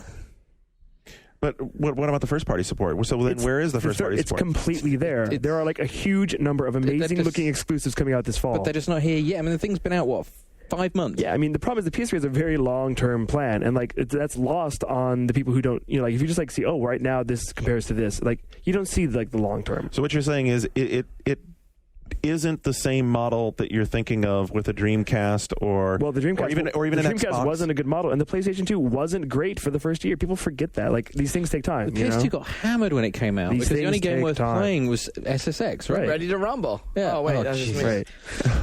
Like things aren't. Hydro Thunder. Consoles aren't initially amazing. They never are. Oh, I disagree with that one. Dreamcast was pretty amazing when I first. Well, look how that turned out. I think the thing to remember about what Sony's going through is that Sony has never in this space had a competitor like Microsoft. That's true. That Microsoft is going to continue at every turn to go for the throat. Like this year, the portfolio that they've lined up this year is Microsoft like lining up every single thing they can get ready. That every single first-party game that they can get ready to get out the door to like try and capitalize on an expectedly weak lineup. for the first half of the year and then for the last half of the year. Well, the fact that we have 3 like strong competitors, that's never happened. There have never been 3 strong competitors. And so, ostensibly 3 years from now, we'll still have 3 strong competitors fighting for market share, and that's never happened either. So it's uncharted territory. That's huge. It sounds like what you're saying is that it's not that the lineup was inherently weaker or not there, no rear guard. It's that it's drawn into sharper contrast because the competition is so stout, because there's so many great games coming from 360, because you've got a Zelda on Wii at the same time, and it's all right there throwing it in your face, and you're saying, you know what, this time it actually matters that you don't have that support. And they were always trying to assert that there's no real first mover advantage, but the reason they're being judged as harshly as they are is because Microsoft has over a year lead on them. And got it's the like first we are mover getting advantage. the second year wave of, and all the games that have been in development for 3 years are coming out now. I mean, obviously 360 is a stronger competitor than Dreamcast was, but Dreamcast was a strong competitor. And if you'd talked to us, all of us in 1999, we would have said that Dreamcast, had what it take to go the distance. And we would not have seen that, 18 months out, it would have been gone. So like anything can happen with any of these consoles. The competition has definitely been strong, hasn't it, Luke? I think that I'm starting to get sharpened up. You ready? Yeah, I'm gonna have to run upstairs and get a few more notes, but I am ready. All right, so folks, stick around because the competition has been very sharp, and Luke has the figures to back it up. You don't want to miss it. It's NPD Alooza coming up in the final news segment. We'll be right back.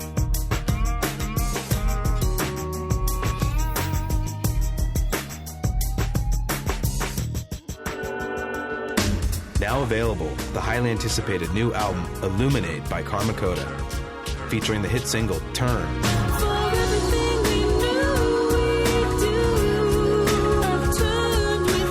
And 11 other new tracks. The new album, Illuminate by Karma Coda, is available at iTunes, Amazon.com, and CDBaby.com. Visit them at MySpace or KarmaCoda.com for more information. Karma Coda, Illuminate.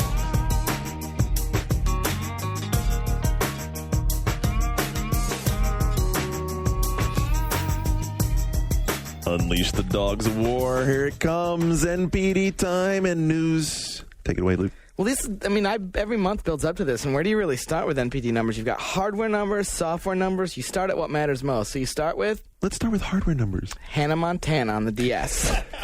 We bring her up a lot here. The game does really well, and it sold another 30,000. Does anyone know who Hannah Montana is? We've explained this on the podcast. She is the daughter of my Kentucky superstar Billy Ray Cyrus, and she stars I do remember this. in a Disney Channel original show. So that game sold 30,000 copies in the month of February. You look like that doesn't matter to you. No, it's great. So, we should probably play it, seeing as it's such a powerful thing. We should. You know what? We should have a team exercise. Skip, did we get a copy? No. We didn't get copies. This must be Buena Vista Games, right? Disney, someone or other. We talk about it a lot on the podcast. Yeah. We need a copy so we can talk about it with some authority. So let's actually start with hardware then. Hardware for the month of February, which is a short month, 4-week month, short cycle. I noticed a Dreamcast had sold. The Dreamcast sold 1. Yeah. So did N64. And apparently Dreamcast's pretty cheap now. In the N-Gage actually managed to lose money. It lost $11. N3D reported at the end. But the numbers that really matter, the Nintendo DS. Remember last month when we talked about the NPD stuff and Sony's reactive PR was, the PSP is catching up. We're gaining ground. We only lost like 10% less than usual. Woohoo! Guess what? When the DS is not supply constrained, you are again the retarded kid on the bicycle getting run over by the semi-truck. The Nintendo DS sold 485,000 units last month to the PlayStation Portable's 176,000 units. That's okay, though, because the PlayStation Portable outsold the PlayStation 3. Oh, really? The PlayStation 3 in the month of February, which again, it's a short month. UMD, movie format of the future, it confirmed. sold 127,000 units. Now, a few months out of release, and coming out of a period where you were allegedly supply constrained, if we believe Sony PR, to only sell 127,000 units. NPD's wrong. There's none at my Walmart. Well, yeah, that's the thing. Like, there's, it's selling out at Walmarts all over the country, apparently. And the 360 is readily available. The mountains of them. There's so many of them. It's unbelievable. This Obviously, they're wrong. Double the number for PS3 and halve the number for 360. You'll have the correct numbers. Regardless of how the PlayStation 3 was doing up until now, remember, in the same cycle, it was outselling the Xbox 360 for the first 3 months. We've pointed that out. It was selling similar like numbers to the Xbox 360, which continues to sell steadily. It sold 228,000 units. It's continuing at that like 55,000 a unit, 55,000 a week mark. It's just sort of sitting steadily there, which originally last year people were like, it's selling terribly, and it's just being consistent. Is it good or bad? It's still expensive, and I think what we're seeing now is like that $600 price point. You're asking people to bite off a lot, and like Shane pointed out earlier, there are no games, nothing exclusive really. In February. Wait. There's Virtua Fighter 5. As much as I love Virtua Fighter 5, it's a niche title at this point. It's 53,000 copies. They're not. I mean, if it sold to non-existing owners, it attached well, right? But What was that number? 53,000 copies. Virtua Fighter 5. Ouch. You think there's a reason why they're doing a 360 version later this year? But so Shane, I mean, 127,000 units for PS3. That's not good, right? Engage the defense force. No, well, I mean, realistically, let me attempt to spin this with backpedaling and obfuscation. No wait. I mean, we'll see what it sells in March with MotorStorm. I heard MotorStorm is selling really well. Backpedaling and obfuscation. I've got that. I've got Sony's response right here. You want me to read it? Yeah. According to NPD data, February 2007 showed a 67% increase in retail dollars generated year to year for SCEA in the U.S. with total sales of $377 million. Now, based on? Well, year to year. That'd be a revenue number, which regardless of how many copies or how many units the PlayStation 3 sells, it's going to be a revenue jump. Well, and the other telling number for me is, what's that PS2 number? Yeah, that's a good way to obfuscate. What's that number? Yeah, the PlayStation 2 number is probably the real concerning thing. 295,000. Dude, it's beating the fuck out of everybody. And Guitar Hero's $80 SKU continues to sell. Yeah, Guitar Hero's $80 SKU sold like 130,000. I mean, it's well over 1 million now. Yeah, close. If it's not, it's close. It's got to be. PS2, they're pushing really hard. I was in a there's a new Best Buy open near me, and you know they now have that weird sort of snake you round this weird arrangement to get to the checkout in Best Buy. Which they borrowed from Fry's Electronics, yes. Mountains of PS3s in that area, like piled up, silver ones and black ones. You mean two? PS2, yeah. So, you know, you would just walk through and it'd be like, it's now being positioned as something to pick up on the way out. It's still not $99.99. Right. Exactly. They still have that price drop. You know, we talked about this in a second segment several weeks ago, but is it possible at some point, or at what point does it become possible that PS2 really does start biting into PS3? When God of War 2 sales start to drop, I think, will be the next invigoration point, right? I mean, yeah, well, that's the end of the line for PS2 , right? I mean, as far as first-party, high-level games, there might be some life at 79. We'll see what happens with that. You think there'll be other high-level first-party games? And not of the quality of God of War 2, perhaps, but I think they'll continue some franchises. We haven't talked about Wii numbers yet. The Wii continues to just whoop ass. How? When you can't find it? Yeah, I don't know who's buying it, but 335,000 of you bought it. None of you are named John Davison. No. Why don't get up at 5 a.m.? Andrew, got one? You got one? Where'd you get it? Amazon. Oh, Amazon. Oh, that's right. I remember you were like, they opened it. You have to drop like $600 to get it at Amazon? No? And didn't We Play do pretty damn well? We Played it really well. It sold 371,000 units. Top 10 software was Crackdown, 427,000 units. How well do you think it would have done without the demo? I think it might have done the same. I don't think it would have done the same. I think you would have seen it be like that migratory, another probably like 240-ish. Instead, the Xbox Live vagabonds moving from game to game. Instead it did 240 on its first day, pretty much. I mean, it outsold Gears of War. Yeah, so it did 427 in 6 days? 6 or 7 days. Wait, it outsold Emergence Day? Yeah. How is that possible? Well, that's the thing. Remember the Emergence Day hijinks? It was like, oh, well, is it actually going to be available on the day it shipped on a weird day? Like, the release date was always like, we promise it'll be there by Sunday, but, you might get it on Thursday. So that first day is still sort of an iffy point. So that's why you don't see any PR about that. The rest of the top 10, Diddy Kong Racing? I reviewed that game. Why are you guys buying this? Twilight Princess, Guitar Hero 2, Gears of War, Major League Baseball, 2K7 for the 360, Lost Planet, 111,000 on the 360, WarioWare Smooth Moves, and NBA Street Home Court. 5 of the top 10 games in. I'm surprised Street Home Court is down there that low, because that's a damn good game. Really? Yeah, I have a copy. I haven't played it yet, but I've enjoyed the other Streets. 5 of the top 10 games. And Brian really, really liked it, so I'm like amped to have time to actually play with that too. What else do we got? GameCube version of Twilight Princess sold 59,000 copies. Halo 2, 50,000. Makes you wonder why they're not Halo making... 250. We were talking about that during the break. Halo 2, 50,000 copies. It's still Halo 2, but like that it's still Halo 2. It's still how many years later? Come on. It's the most played game on Xbox Live on 360. That means it's amazing that there, like you said, there are 360 owners who are apparently new Xbox owners who are buying new copies of Halo 2 to play on their new 360s. Those Zelda GameCube sales make me once again concerned. Like, they should have done Super Paper Mario on GameCube. I know they want to move people to Wii, but you're losing sales. It's just leaving money on the table. Lunar Nights, which you really liked. It didn't do so well, huh? No, 22,000 copies. Go buy Lunar Nights. I said this in the last EGM podcast. If you like Zelda or Castlevania and you own a DS, go directly to your store and buy Lunar Nights. Because it's like both, with some Xenosaga-ish stuff thrown in as well. SSX Blur, which Skip broke a snowboard over its head when he reviewed it, sold 18,000 copies. It released late in the month, though, right? Late-ish in the month. Sonic Secret of the Ring, 63,000. Rayman, 60. Red Steel, 26,000 copies. SSX coming out on the Wii, which is star for titles, could only do 18K. It only had a week of one day. But I'm surprised by the Wii titles that have legs like Red Steel and Rayman. They really do. I mean, Rayman especially. I mean, 60,000 copies is Red Steel is still the number 2 game on the platform. That's unfortunate. WarioWare will pass it. Yeah, but the top 3 is like Zelda, Red Steel, and then I think Rayman is number 3. Ahead of it. Oh, Rayman's ahead of it now? Rayman passed it in the last month. Rayman deserves it. So then, I mean, the heart of the issue here, though, rather than just like ejaculate numbers on everyone's ears, the 127,000 units for the PlayStation 3, is this dire? Is this as dire as it's being made out to be? Or remember there was a month where the DS only sold 53,000 units? I don't think it's dire. They haven't given that many compelling reasons for people to go out and buy it now. But I think in the wake of GDC and after MotorStorm and the games are coming later this year, I mean, Sony knows they're not going to be selling tons of units in February. It just isn't realistic. I don't think it's dire, but I think it's bad in the frame of reference that there are units in stores that you can go buy.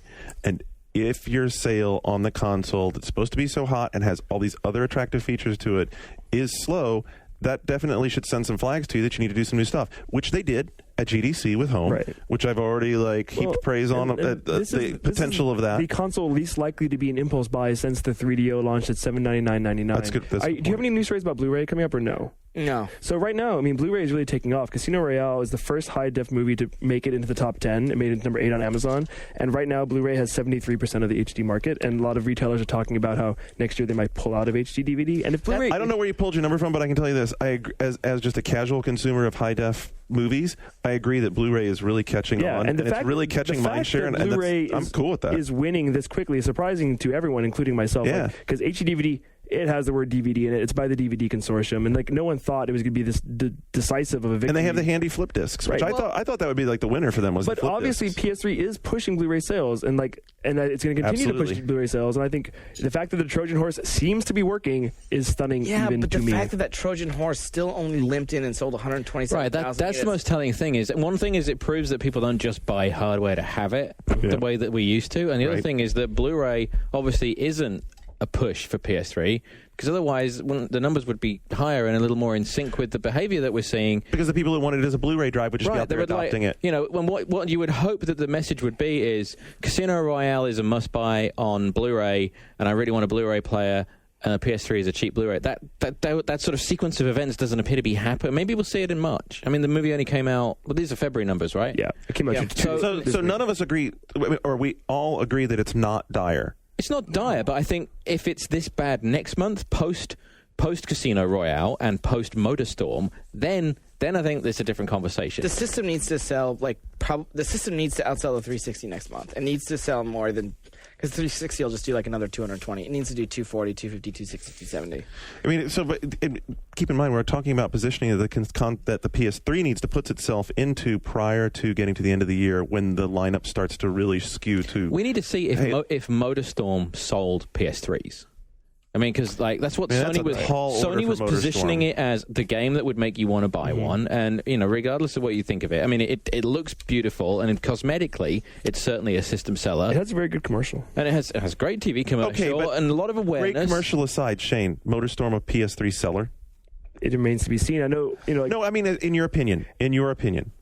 If I didn't have a PS3 and I saw MotorStorm, I would be interested in buying one. Right. And I know anecdotally, the PlayStation Store, it sold 120 copies in its first 2 days, which is a lot. Good. So, I mean, we'll just have to wait and see. And regardless of, in our reviews, we'd said that, it was very shallow, but still as a thing to make you feel good about owning a PS3. You want to come up, you have friends come over, oh, you got a PS3, can I check something out? MotorStorm is going to be the first game you put in. It's a terrific launch window game. Right, because you look at it and you go, wow, okay, that's what it can do. It's something you can't get anywhere else, which the PS3 desperately needs. All right, well, I guess it's not something you can't get everywhere else. You can get it on Xbox 360, but Microsoft rolled out their Games for Windows live thing this week, and I just want a quick run through the feature set before we talk about it. First off, on Live Gold, Live Silver, if you're a Live Gold subscriber on 360, you're a Live Gold subscriber on PC at no extra cost. Keep that in mind. But the Silver functionality is pretty different on both consoles, and let's talk about that a little bit. Silver membership features, here's what you get for free on PC. Single gamer tag, common gamer profile, common gamer score, single player achievements, hang on to that.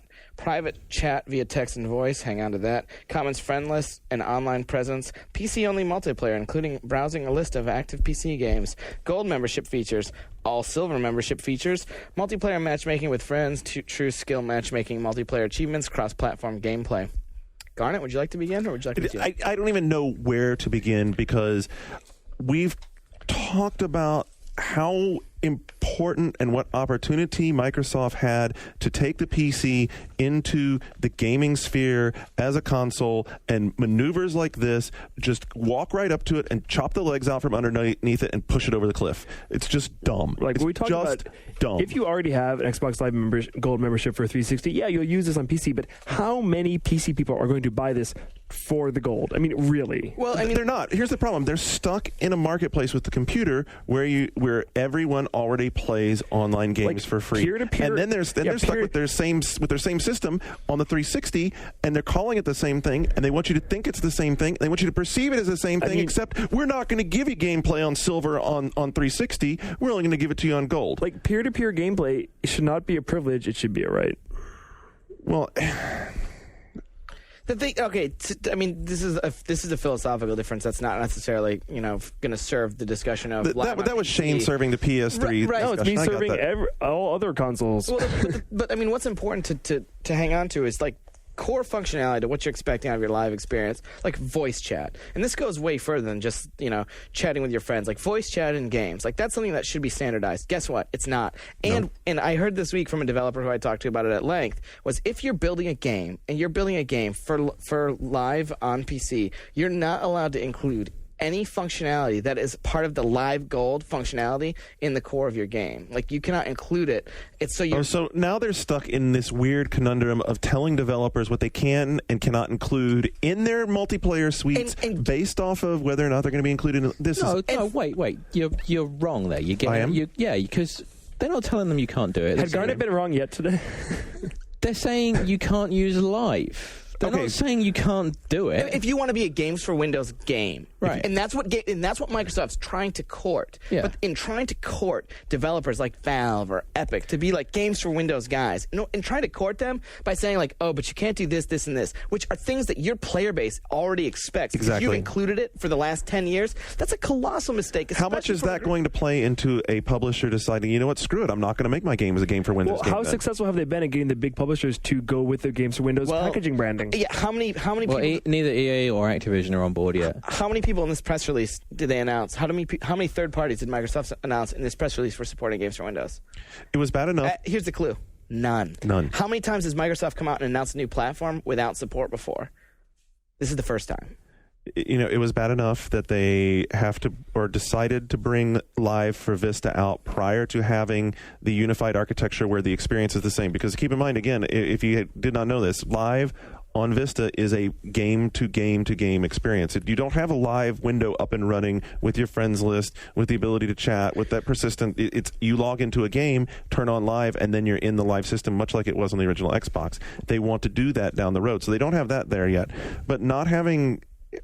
having this weird system that splits because they were forced into it, and then telling 360 owners that they're a different class of citizen, but telling 360 owners, but if you get Vista, you've already got Gold or whatever. It just doesn't work. The time has come. It looks like that this is a way to try and get people with 360s to play games on their PC. I mean, that's one way to look at it. That's the only way that this actually works well. Like, for everything else, it's because the 360 is a closed environment, and you have, there's one door in and one door out. Right. And that's Xbox Live. Right. Whereas on the PC, you can go through any door that you want.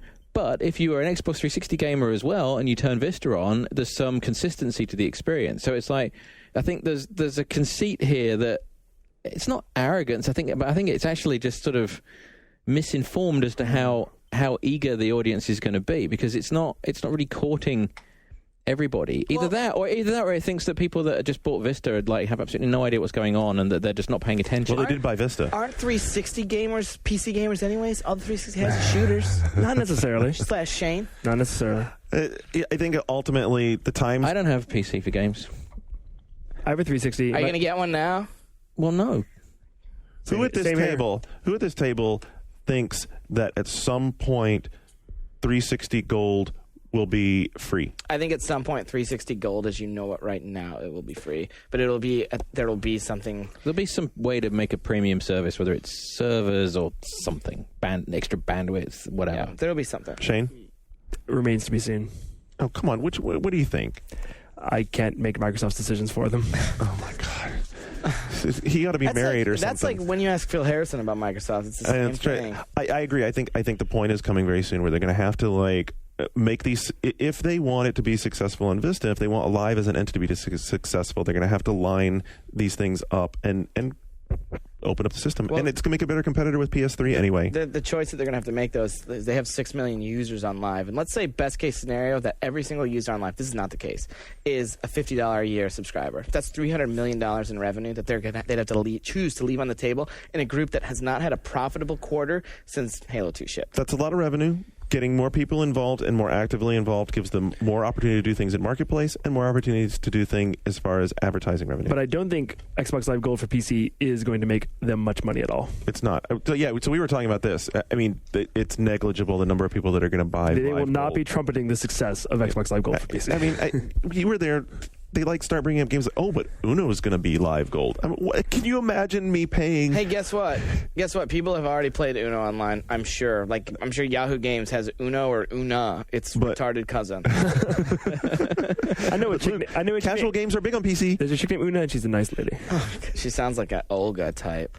Like pear-shaped women. With really I really hope that they do pull it together. I think they've got some good start, but I think they have a lot still to do. More on Microsoft. We talked to Shane Kim last week, and God, boy, was he chatty. He was. One of the things we talked to him about was Microsoft's arrangement with BioWare, and John talked with the BioWare doctors last week. So we talked a little bit about how the BioWare doctors are working on a PS3 game. We have no clue what the PS3 game is, but Dragon Age. Otherwise, doesn't BioWare pretty much only make games for Microsoft? Pretty much, for the most part? Right now, but I mean, they said they're working on every single major platform right now. So would they do that to try and leverage their hand to get bought by Microsoft eventually? That's what we asked Shane Kim, and he said that he's not a big proponent of buying studios because it sometimes creates... He got their fingers burnt in a really big way previously. Yeah, I made a rare joke when he said that. But they actually tried to buy BioWare back in the day. Really? We're unable to court BioWare. And, they... pre-pandemic elevation. This was probably BioWare having a major hit on a console. Right. And, now when BioWare, if Mass Effect is the hit that everyone expects it to be, that's going to strengthen the BioWare guys' position to actually be sold to Microsoft. And will Microsoft buy BioWare to try and, prevent a game, coming out on the PlayStation 3? Maybe. But Shane Kim seemed to duck as far as that being a strategic option. Hey, BioWare is, fiercely independent at this point, though, right? They're starting to try and want to be. Did you get a sense from them? I got a sense, that the whole BioWare pandemic kind of... The duo, I mean, they're beefing up. I mean, they have studios in Austin. Pandemic has something in Australia now. I mean, there's a lot more studios going up, and they're becoming a more powerful entity, definitely. At what point, what's Elevation Partners going to do with them, then? Well, a company like Elevation doesn't just empire build. They empire build to sell. Or to, another thing is, everyone's assuming that they might sell it, but, if it gets so big, they might just take it public, which is possibly more likely if they continue to grow at what people seem to think that it's coming. They haven't shipped anything for a while, but it was just Jade Empire wasn't even them, was it? On PC. Jade Empire PC 2K shipped it. It came out this week. But there needs to be some more product. I think Mercenaries 2 is that going to come? No, Mass Effect will be the first product from that. Yes, and then Mercs 2, and I think we'll get an indication of where they're going. And they have a DS game in development as well. Right. The guys who made Kung Fu Chaos, we talked about them earlier, they actually served Heavenly Sword up to Microsoft first, and Microsoft took a pass on the game. Hey, Ninja Theory. After I played Kung Fu Chaos, I probably would have passed too. Well, the thing is, it's in the story. I don't remember the exact name, but the Ninja Theory guys actually changed their name after Kung Fu Chaos.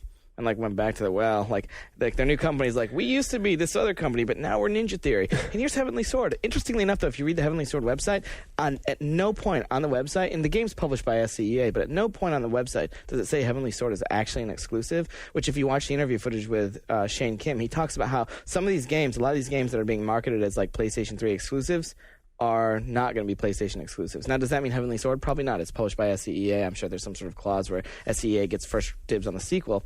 But there's a lot of more of these mini coups, it seemed to be what he was alluding to. Plus, there's the IP rights stuff that Ngai brought up last week. If Sony pumped enough money into Ninja Theory, presumably the name Heavenly Sword was a part of that. You got to hand over something. Well, if you watch the video that's online, they've obviously pumped a lot of money into Heavenly Sword. Of something. More than I expected. Another thing we talked about with Shane Kim was the portfolio choice for Microsoft going forward. And we talked about a little bit earlier that Microsoft's trying to ship a game pretty much every month this year. And what they've got in the lineup, April is nothing because April's going to be Guitar Hero. May's Forza, June Shadowrun, July's a question mark. August is Blue Dragon. September and October and November are all question marks. And we asked if you could ship a game like Halo 3 in September. And he talked about how a game like Halo 3 in September would work because the last game that they shipped in September that was a big hit was Fable, and it sold well in September and November. And he said that the Bungie guys would probably want to get the game out ahead of Grand Theft Auto anyway. Your PlayStation 3's new purpose, Shane? Did you play with this new yet? purpose? Yeah, it doesn't just play games; it saves lives. Yeah, you were spinning this negatively earlier. I wasn't spinning it negatively. I was making snarky jokes about it. But how do you? I mean, have you? I wasn't there this morning, but I read the story, and I think it's really amazing. Actually, it's a really cool use of the technology. So the principle is basically the same as the SETI at home thing, right? It's folding at home. Yeah, it's using people's PlayStation 3s as distributed processing to help code these proteins. And Stanford, right? Stanford are excited because the cell is so much more powerful than the bulk of the PCs that they're normally tapping into across the network. Orders of magnitude. Yeah. The Nintendo DS Opera browser came out in Japan almost a year ago. It was in July, where Jeremy Parrish wrote about taking a night at the opera, and it came out in Europe late last year, and I think it was in October to the tune of $53 US. It's coming out in the United States in June. And how much is it? I can't believe how much it's going to be. Well, they haven't set a price, but if it costs $53 in Europe, $49.99 I saw there was some stuff. Sounds right. There was some stuff, where $39.99 seemed to be the price that was getting posted around a lot. It's a spectacular browsing experience. For a fucking browser on a DS, Jesus. Nintendo and GameSpy to work together on Wii Online. Don't they work together on GameCube? Friend codes, here we come. Isn't that how it worked, right? June 25th, Pokemon Battle. That's the first online game for the Wii. It is. Are you excited? I'm excited about the Pokemon DS game, not so much the Wii game. Why not? You like the Wii? I like the Wii, but I'm not going to play that game. Would you play multiplayer Super Mario Galaxy with me? If such a thing existed. Would you be Luigi or would I get to be him? I don't think there's any multiplayer mode. You don't think so? You sure? I'm not sure. Let's trade friend codes in case it happens. 8024193. That's enough. 4635. It's 16 digits, actually. Oh. I was only to 7. Postal is going to be a 4-hour game, Garnet. Postal? What do you mean Portal? Oh, God. That's quite a slip up. One of them is a terrible shooter starring Gary Coleman. And the other one is what, Garnet? The 3 hours and 55 minutes longer than it is fun. Dude, okay, that demo of Portal that they showed last week, it was not necessarily representative. It was a technology demo. That's what Portal is. Come on. It's an added-in technology demo to go along with all the content. This is exactly what we've talked about with Valve and the episodic gaming content for them. They can package so much stuff up into a nice big product that you go into the store and buy it. Portal is one of those pieces. I think you're being unnecessarily negative about this. You're right. Shane, who are you kidding, dude? It's a first-person game. You're not going to play it. I like some first-person games. What's the last first-person game you liked? You know what I want? Do you know what I want? Along with being able to push crates, I want to be able to throw barrels through portals and shoot them and have them blow up. And I want to be able to shoot a hole in the floor and then fall through it indefinitely. Awesome. I played through Dirge of Cerberus, but I didn't really like it. And it wasn't entirely first person. No. Oh, my God. It really couldn't make his mind up what it wanted to be, really, did it? It took you 2 minutes to come up with the last one that He was racking his brain played, there. let alone the last one that you liked. The last bit of news today, Skip's boy, Warren Spector, is working on 2 new games with Junction Point, but there's really no information. I thought one of them he's making with his wife, and since he's a huge DS fanboy, I bet it's a DS game. Isn't he doing something with some Hollywood studio as well? Was there a story around today about him working with some Hollywood talent? One of them were working in collaboration with a fellow you would have heard of out of Hollywood. And one of them is based on a game world that I created about 15 years ago with my wife. What did he create 15 years ago? It's interesting because Junction Point has a lot of ties back into the MMO community. So System Shock 1 was about 15 years ago. A DS MMO? Wow. If Warren Spector makes a DS game, which I believe he's doing, I think that'll be a good thing. Like, it'll show like Western developers, hey, you can make a new original game for this console. And then Hannah Montana will outsell it. I am going to find a copy of Hannah Montana and play it this week. coming next week on the big show, One Up Yours, Hannah Montana. What you've been playing. Yeah, I'm going to be able to tell you what kind of a game it is. What if it's... Other than probably not very good. What if it's amazing? Somehow I think people are going to be looking forward more to the Warhawk adventure. Yeah, that'll be better. I have a copy of Zoe 101 on Game Boy Advance I haven't opened yet if you want it, Luke. I don't know. What about these? It's got Britney's sister in it. Do you have the sweet life of Zach and Cody? No, but Folks, I did if get you're the mail bored- bomb from them, the one with all the shit in it. If you're bored during this week, folks, you might dredge out the most bizarre title in your collection. Throw that in a little thread up there on the podcast boards or whatever else you want to tell us about. We'll have the official thread up, of course, for this show where you can comment. And who knows, maybe we'll be ready to come back and talk about some Warhawk next week. You'll just have to tune in and find out. We'll be back next week. Until then, we're gone. Thanks for buying this week's One Up Yours podcast. Oh, wait, that's right. You didn't pay for it because it's free, just like any good online service should be. This is Shane Bettenhausen signing off. PlayStation 3.